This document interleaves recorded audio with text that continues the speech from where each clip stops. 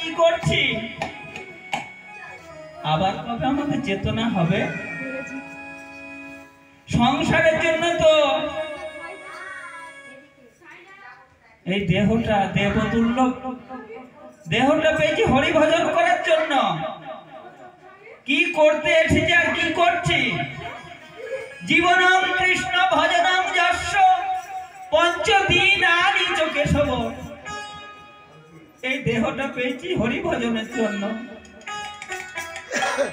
আজকে ছেলে আমার, মেয়ে আমার, নাতি আমার, নাতনি আমার, মা আমার, বাবা আমার, তাদের জন্য কাঁদে কাঁদে এই দুখানা নয়নের জল সব শুকিয়ে ফেলছি। যার কৃপায় এই মনুষ্য দেহটা পেলাম।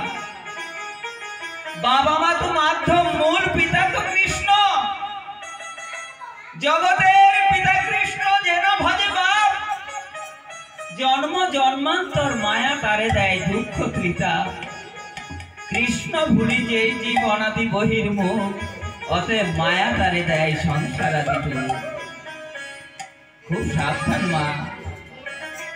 দেবতারাও ভগবানের কাছে কাঁদে, ভগবান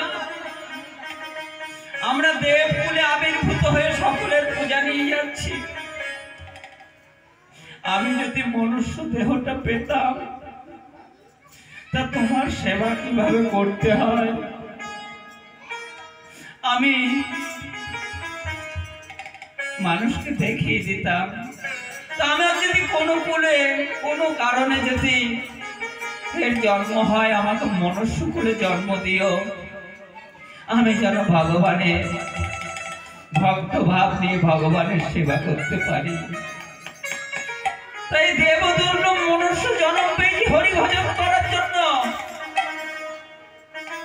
সংসার করো, সংসার করতে ভগবানও নিষেধ করেনি।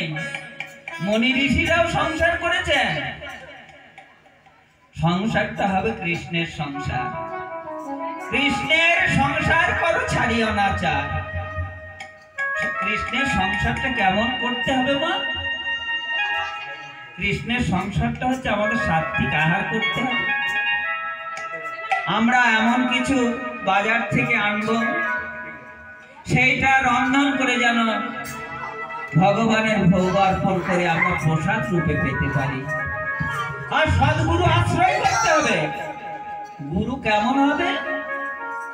জীবের নিস্তার লাগি নন্দ সুখ হরি, ভুবনে প্রকাশ হলেন গুরু রূপ ধরি। ভগবানের প্রকাশ বিগ্রহী হচ্ছেন শ্রী গুরুদেব, যিনি কৃষ্ণ